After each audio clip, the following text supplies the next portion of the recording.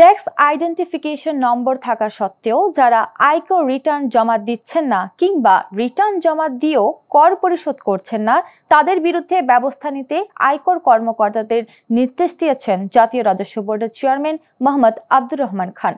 সোমবার 14 জুলাই রাজধানীর রাজস্ব ভবনে আয়োজিত রাজস্ব পর্যালোচনা সভায় এনবিআর চেয়ারম্যান এ নির্দেশ দেন। এনবিআর চেয়ারম্যান বলেন, দেশে বর্তমানে প্রায় 72 লাখ টিআইএনধারী করদাতা রিটার্ন জমা দেন না এবং আরও 30 লাখ করদাতা রিটার্ন জমা দিলেও কর পরিশোধ করেন না।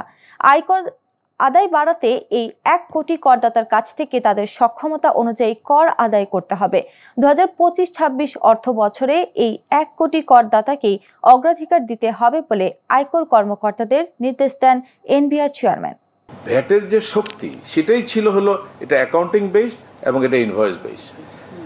সেটাকে যখন আমরা নষ্ট করে ফেললাম, এখন আর ভ্যাট গ্রো করছে না। আপনি যদি একটা গাছে যদি মূল কেটে দেন আর যতই পানি ঢালেন এটা বড় হবে। এখন আমরা ভ্যাট নিয়ে আসি ওই অবস্থায়।